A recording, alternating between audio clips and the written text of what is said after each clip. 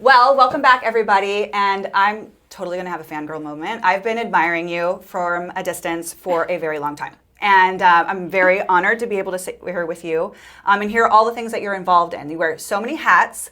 The one and only Stacey Hedges, I have to say. I'm sorry, I had to do that. So we were talking a little bit prior to starting this, and I know that your business is Palm Springs Tennis Courts, and Yes. tell a little bit about what that business does. Yeah, so Palm Springs Tennis Courts started in 1981, and we build, resurface pickleball, tennis, and basketball courts. So it is a second-generation family-owned business that's now been in business for 45 years, That's which wild. is a lot, and I have a lot of stories around that, stories of survival. Yeah. And I think that when I say that sentence, a lot of times people have preconceived notions of, oh, you took over or this or that. But no, I can tell you the real story and how intense and gritty and how much work went into it, but it really is like our family's legacy. So when you say your family, you mean 45 years of... Yeah, so oh, wow. My father-in-law started the company in 1981, and his story is his story, but it is, a story of really coming from nothing. Like in high school, he and his brother lived in a car with their mom. Oh, And wow. he grew up in Santa Monica. They lived in a car with their mom, and they struggled. And went post high school, he didn't get his diploma for a while because he was supporting his family, his mom and his brother. Wow. And she was in lots of abusive relationships, and they had, that his story of where he came from. And then he started his first company in Colorado after the military, a carpentry business, and then that's a long story. And then he came out here, and he was actually bartending at Las Casuelas in 1980 wow. in downtown Palm Springs. Oh my gosh, that's history right there. And he started working for some local contractors and was like, wait, I think I could do this, and got his contractor's license, and then he started the company in 1981. Wow. And from there, he ended up being the builder for the Indian Wells Tennis Gardens. Wow. And built the original stadium, all the practice courts. Wow. He was featured in the LA Times. He met all these celebrities. And then I think everybody, especially real estate, Yeah. what happened in 2008 really affected the business. And of they were course. struggling. There were some decisions that were made beforehand, but really never came back from that.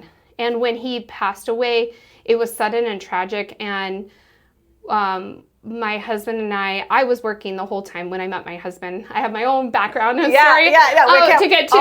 All the stuff. But we were not privy to the financials of the company. The company was in financial ruin. Right. And so we were in a moment. And by the way, at the same time, we'd been trying to get pregnant for the first 4 years we were married, and nothing was happening, and we were struggling.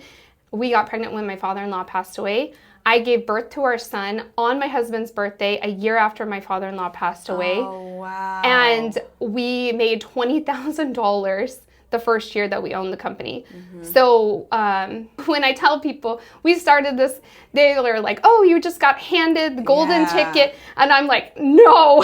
There's a, no. Yeah. And I, at the time, was employed, and I was working for some local people, so I can't name names. And they told me, well, you're pregnant. You need to focus on your baby. We're going to get you a cut in your pay.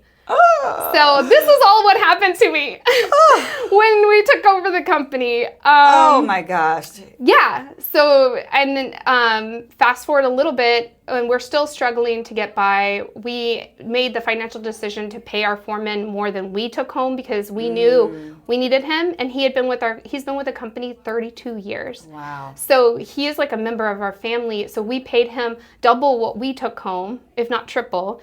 And because we knew if we don't have him, we don't have a company. Right. And it was really just my husband and the foreman, and that's the beginning of it. And how many years ago was that? this was in 2017. Okay. And so then we were like, oh, we should try to get pregnant again because it took us so long. We get pregnant again right away. And I'm like 5 months pregnant and my husband's like, we have no money at all. We're totally tapped of all our money. You need to go get a job today. And I'm like, what do you mean? I'm 5 months pregnant. We have a 1.5-year-old. And so I put on like the biggest, flowiest dress because I knew no one would hire me like that. I can't even, like that, I find that so crazy. And I go up and down El Paseo. I got a store manager job that same day because I come from a retail background.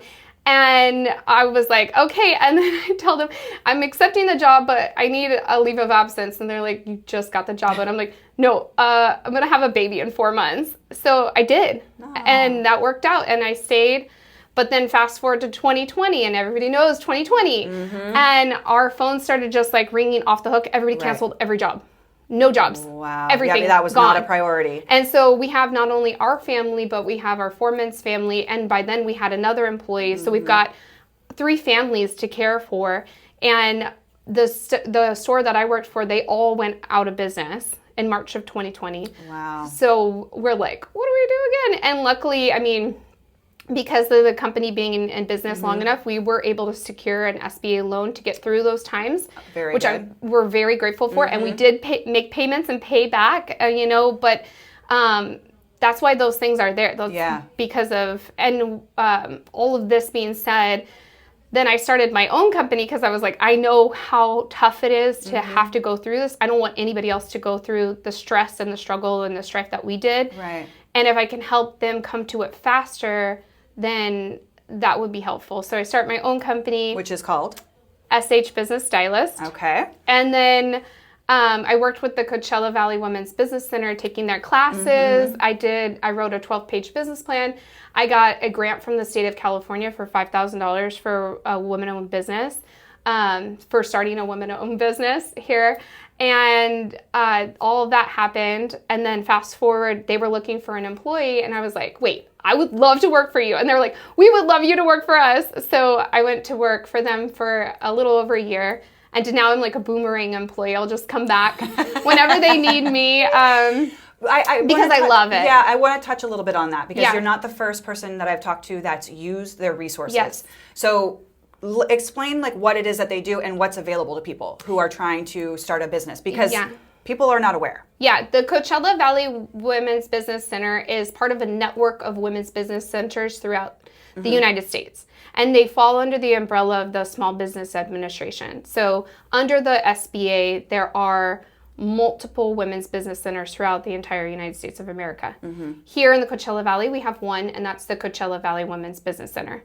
And so they receive partial funding from the Small Business Administration and then also from the state of California, the Department of Economic Development. And then they're in partnership with CSUSB, California State University San Bernardino, and their School of Entrepreneurship. So that being said, they've got like a plethora of resources and funding from state and federal. And even though it's called the Women Business Center, it's also available to men as well. And I was always, that was the thing working there. I'm like, I think that as women, we are more prone to ask for help and support and talk about things that we need help with. But as men, I think there still is a stigma in our society that like I can't ask for help. Right. I can't ask for free resources. I've got to do it all my own. Figure it out myself. Yeah. And I, being married to my husband, I can say that firsthand, that like kind of pride and ego, not that women don't have that as well, but I think we're more apt to say, hey, I need help. Yeah. And this resource was set up really to level the playing field. However, I think in inclusion and equity for all, that includes men too. That's not leaving men out. Right. And there are, that being said, I want to highlight that there are also veteran support services, which is not part of that umbrella, but a different umbrella. Right. So, the veteran, minority, and women support, just again, for that equity piece, but men are always welcome. Yeah. And it's, just by those statements, you have your finger on the pulse of so many things that are happening in this valley, which is something that I really admire about you. And that's one facet of it, but you also are super passionate about giving back to the community with the Women's Leadership Forum. You do that as well. Motherhood is a big deal for you. And we were talking about body positivity, so I'd really like to touch on that because I know that you have a daughter. Yeah. And I couldn't imagine growing up in today's world. Like so different, even like when we were going to high school, you know what I mean? There were the things and you had to wear the certain clothes and all the stuff, but it's so magnified. So talking about body positivity and your journey around that, and how do you ensure that your daughter really kind of gleans that knowledge from you? Yeah, I think as parents, particularly mothers, but parents, we have so much responsibility for our children, not just to like set an example, but also to preach what we live. Mm-hmm. And so my thing that I really wanted to work on for myself so that I could pass that along to both of my children, but particularly my daughter, is that like strong is beautiful, mm-hmm. and that if you focus on strength and you focus on what your body can do versus what your body looks like, you have such a better positive outlook and you feel so much better in your skin. Mm-hmm. And it's been a real metamorphosis to go from like focusing on being smaller to just focusing on lifting as heavy as possible. And it's so cool. It's so cool to be like, I don't really care. I don't really care how much I weigh. I don't really care what clothing size I have. That being said, I have gotten smaller and I have gotten more muscular because I just focused on like, I'm going to lift the heaviest things possible that I can. And I really love it. It's really fun. I like the mental challenge. Sure. I like that my brain is always on overdrive. But when you're lifting heavy things, all you can focus on is surviving lifting the heavy things. Slow down. You have to focus because you will get injured if you're not like paying attention.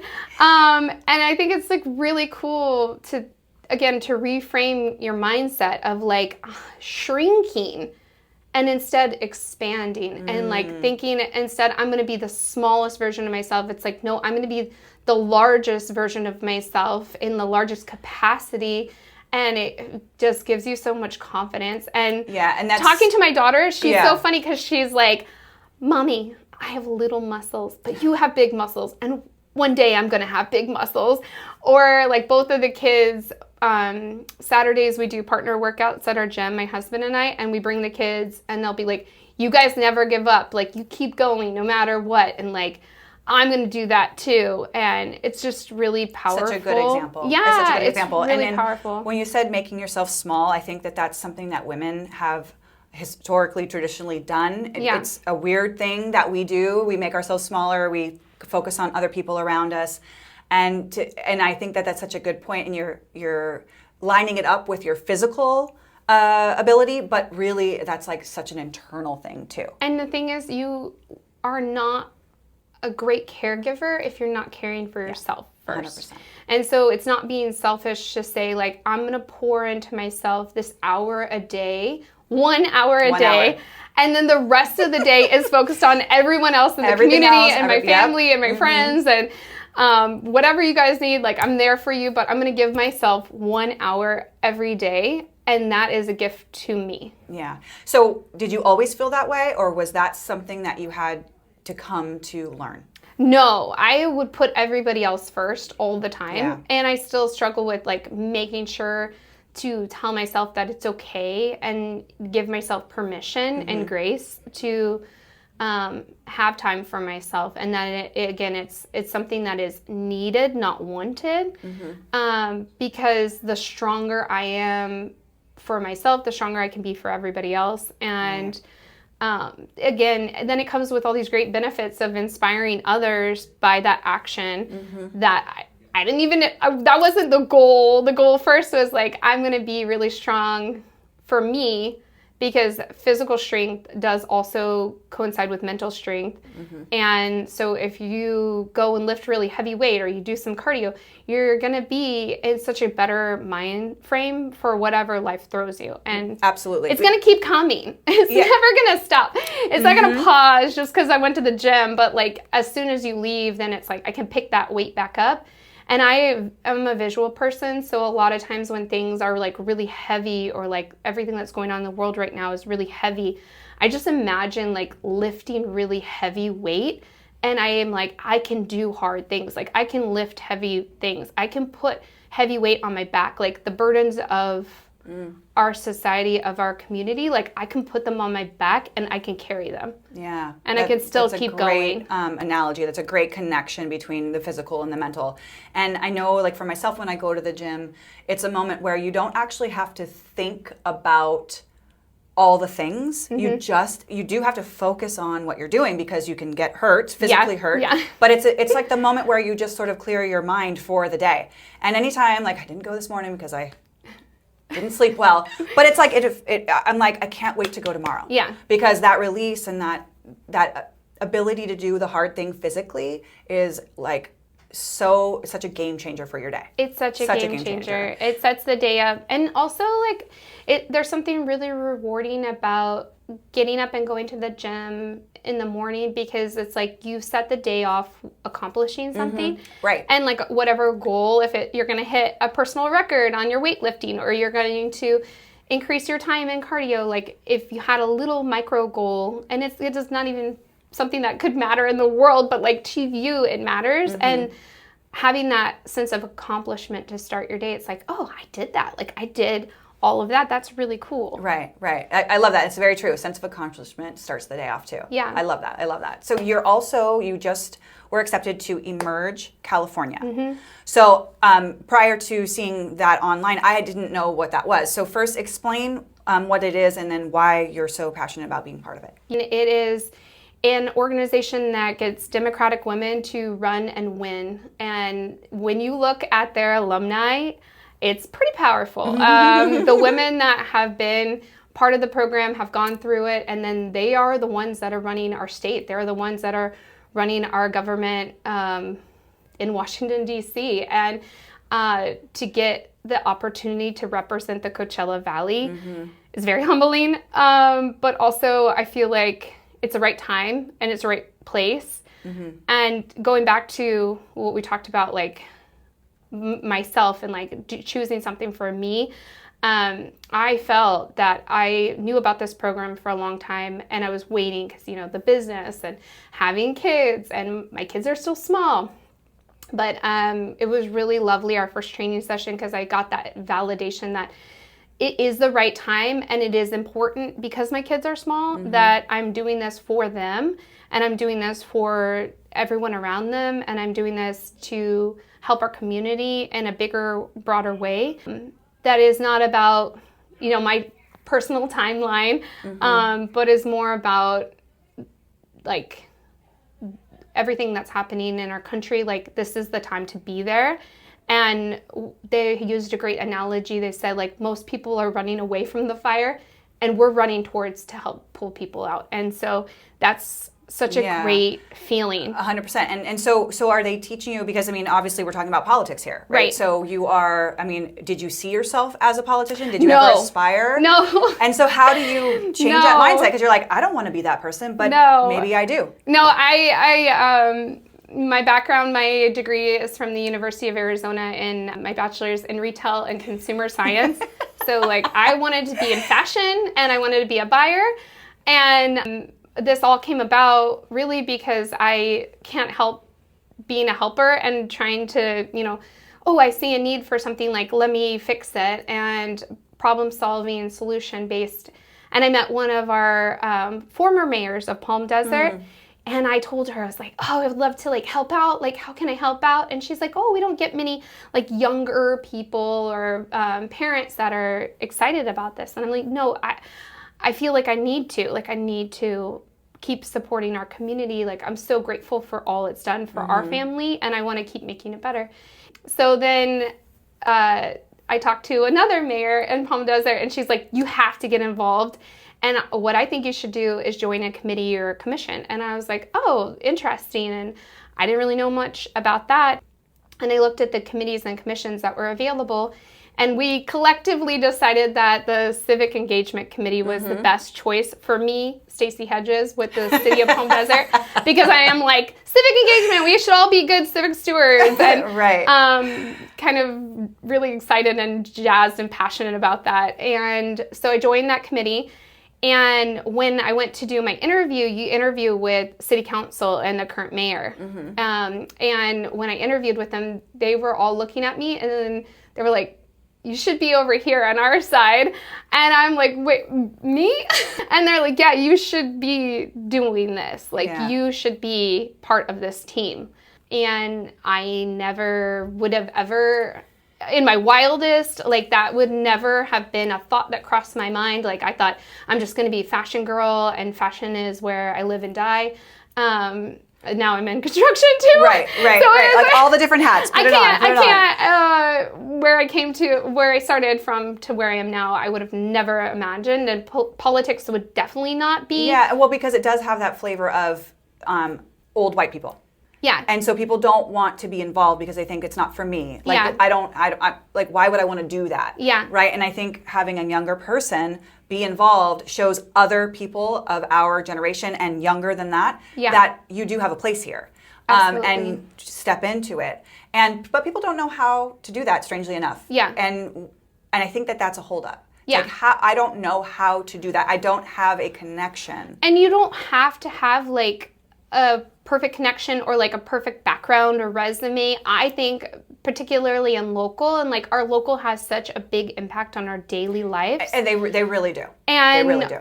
Back to the women component, like we have so many incredible women. I want to shout out 100%. the incredible women. Say them all. Women mayors that are here in the Coachella Valley. So we have a very unique situation now in being part of Emerge and seeing that in other parts of even California, there are not women represented. And so I'm not the one that's groundbreaking, that's setting that out. Like other women have come before me and have been the one to say, no, women deserve to be at the table. But what I think is so fascinating is that all the women that I've met collectively have in common, like a thread, is that they don't get into politics for power. They get into politics for impact. And I think that's a big key such a good differentiator point. Between men and women in politics. We're not here for power. We don't need that. We're here to make an impact. And we're here to do what's right for our community. And I think that gets misread. It gets misread, and it's also the way people view politics. Right. Especially just in general in the world that we are in today. Right. Like it has such a negative connotation in so many ways because you're like, whatever side you're on, that person up there is doing this thing and it just, right? Like when politics is not, it's not necessarily about that. It is about changing the day-to-day life of a small community like ours. Right. And the Coachella Valley is so unique in so many ways. We are a bubble that... We are a bubble. We are a bubble. We were just talking about that earlier today. Yeah. And like, I love our bubble. But the thing is, like, we cannot rest on our laurels and say our community is in this pretty little bubble and we will never go untouched. Like, things still happen here and there are still key issues and there are still things that can be elevated, that can be changed, that can be made better. And I think if we're always thinking about innovation and being the top, like I want our valley, our community to be the best community in the whole country. Like I'm competitive. Let's be the best.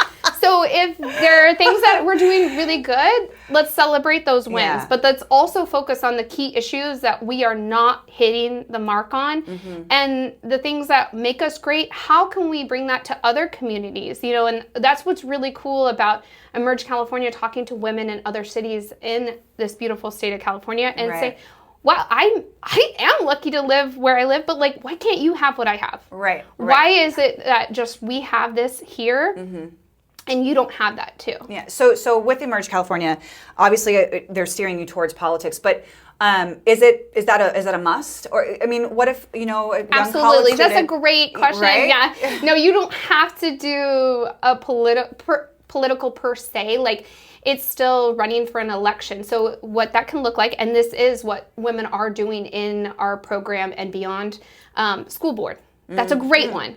Water board. That's another one. So there are other things, running a nonprofit, which you talked about me being involved in nonprofits. You can, all the skill set that we're working on, fundraising, public speaking, now I'm blinking, but fundraising, public speaking, and campaigning. So campaigning wouldn't be applicable to running a nonprofit per se, but there are still skill sets that you could cherry pick that could be applicable to Right. that. But definitely fundraising and public speaking. That goes You such a need long that way. in almost anything that you're doing. Yeah. Yeah. Your daughter sells Girl Scout cookies. You need to. Yeah, which we are doing right now. Shout out to Troop 180.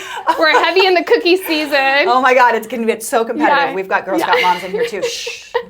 So, and then how does somebody get more information or become involved in Emerge California? Yeah, so Emerge California, they have their website that you can check out. And then they do their interviews around August, September every year. So if someone wants to get involved and they want to apply, then I would highly advise them to take a look at their website and keep I also personally, you can reach out to me personally and I will recommend like the dates, but make sure that you're paying attention to the windows of when applications open and close. And then that's really, I mean, there's interviews, there's application. You need 2 to 4 references, letters of reference. You need your resume. And we did essay writing. I feel like 4 pages of essay writing. Yeah. So it's pretty significant. Yeah. And to be selected, again, is a high honor, especially for a valley. I'm the only one from our valley. So it's amazing. It feels really good Yeah. to represent. Yeah, to represent. Yeah. So all the things that you're involved, what would be like a secret passion that people don't know about you? Oh, Or maybe not so secret, but a passion? yeah, I would say like theater is something that I love. And so a really cool thing, I got to be part of Desert Singing with the Stars last year. That's right. And Desert Ensemble Theater. And I got to share the stage with Broadway professionals who live here in our valley now, and for them to tell me that I did a great job. At 42 years old, miracles can happen. I was like, this to be part of Desert Singing with the Stars last year. That's right. And Desert Ensemble Theater, and I got to share the stage with Broadway professionals who live here in our valley now, and for them to tell me that I did a great job. At 42 years old, miracles can happen. I was like, again, things that you never thought, you know, I wish I could pursue acting in a bigger way, but then to hear that from them, I was like, I'm good with that. Yeah. Like, I'm totally good with that. And then one step further, like having my mom and dad, my husband and my 2 children in the front row cheering for me and just like being like so proud after was so cool, because again, you're like, your dreams don't have to die when you become a parent. Well, or when you become 42. No. Like this, it's there's such no a, age and there's no limitations. Like these limitations we set for ourselves are all internal.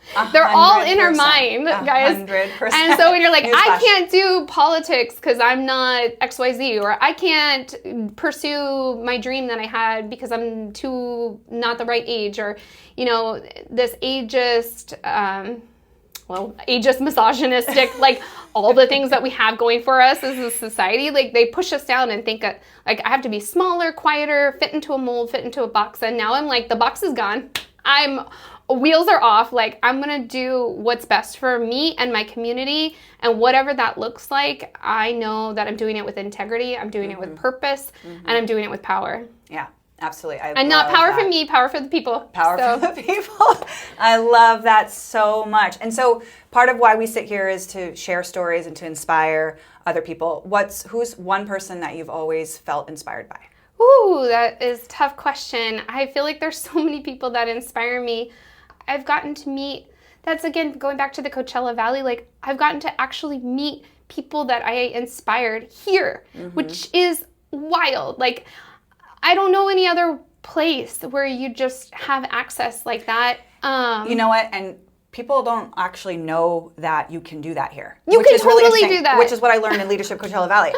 Like, people are not aware of the resources or the opportunities available to everyone, because they're just not, they haven't met that person that's said, oh, hey, did you know about this over here? Yeah. And we go by the day to day, we look at the mountains, it's beautiful, blah, blah, blah. But there's opportunity for anything that you want to do at any level, you want to do it. There's somebody who can help you do that. Absolutely. And that's also very unique to our valley. Very, very rare. So like stories that I like to tell, like when I just moved here, which, going back to my story, like I moved here to open a store in El Paseo with a corporate retailer that I worked for. Like, and I had no idea about the Valley. I'd never visited once. I just kind of said, oh yeah, Palm Springs is cool. And I'd never been here. And I loaded up my car and my 2 dogs and moved out here sight unseen.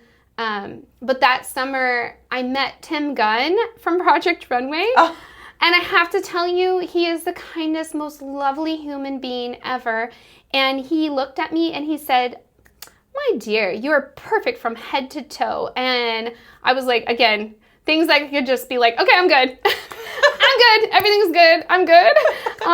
That was a lovely moment. Sure. And then just recently, I keep telling everybody, but I try to go to at least one film during the film festival. Mm-hmm. And again, tickets are like $40 for the Which also talking people pictures. Don't know. It's super accessible. It's so accessible. It's And so accessible. I'm the kind of girl, like, if we show up late or later, I'll walk my little self up and politely be like, hi, do you have a seat? And so we got there like last minute. I was afraid we weren't even going to make it. We went to see Frankenstein with Guillermo del Toro speaking his talking picture. And we were the 3rd row for $40 and we're like right there. And I've always been, I think he is a very talented artist, and everything he said, it was like so powerful. And we get the opportunity here to go and see icons like that, hear them speak, and they're speaking. And the thing is, it's not all scripted. They're speaking from the heart, right. And you're right there in that moment with them. Yeah. And that is some powerful stuff. And now I'm trying to think of a woman, because I've also met so many great women.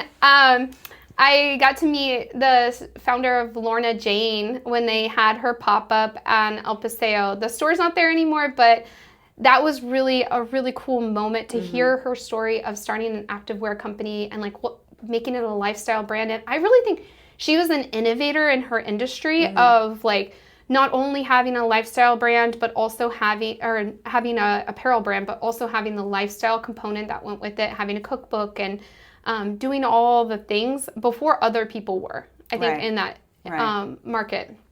But she, again, spoke and got to meet her. And that was one, because anybody with a book, I'm like, that. Maybe that's a secret thing for me. I'm like a big nerd. I love going to book signings and meeting authors. And anybody with book, I get kind of like fangirl moment. Like, I can't say anything. I don't even know what to say because like your book was so good.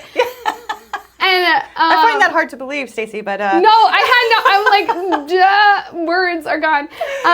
But we got to meet Brianna Weiss this past summer. Oh, sure, I saw that. Yeah, we were up in the high desert. Yes, and she was like, so cool. She looked at me and she was like, Stacey, I feel like you're a flower that's blooming that's about to open. And I was like, oh my gosh, like, Brianna Weiss, like, that is so kind. Yeah. She's like, I feel like you're just like something like so big and magical is going to happen because of you. And that was like, okay. That's real special. I mean, and then here we are, and now you're in this position to learn how to make an impact at a super high level. So TB fucking D. I mean. Right? So, and so, obviously, as we kind of wrap this up, you had some struggle financially, yes, which is super scary. You pushed through. What was something that anchored you during that time, just knowing that it was going to be okay on the other side? Share that, because people have that struggle too. Yeah, I think that just knowing that we had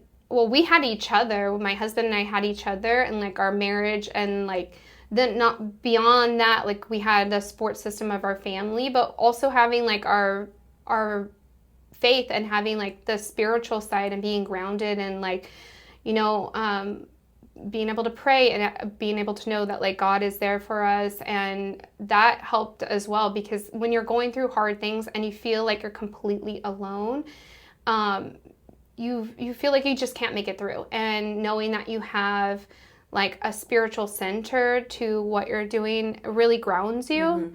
And I really believe that having like my moral compass and I was just talking to my husband about this before I came over here, but like doing things with integrity, like doing things with heart-centered. And again, a lot of people aren't seeing that right now with everything that's happening, but like if you are truly like spiritually rooted, if you are rooted in faith and you have everything centered around compassion and kindness, integrity, like those core values, just never letting them shake. And even when things get rough, like knowing like we're going to do things with intention, we're going to do it the right way.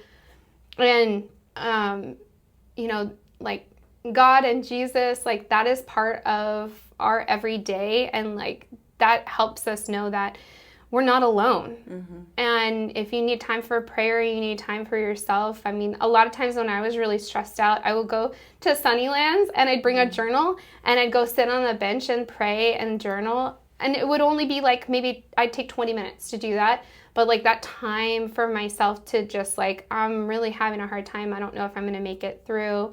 Again, these public places that we have that are open, available to everyone for free, like we need to utilize those resources because we are so lucky and blessed to have them here. 100%, 100%. I really appreciate you spending time Thank today. you. Yeah. Is there anything that you'd like to say before we go? No, I'm grateful to be here. Yeah, I'm super grateful excited. to Thank you. know you. I just want to go hang out with you more. Yes!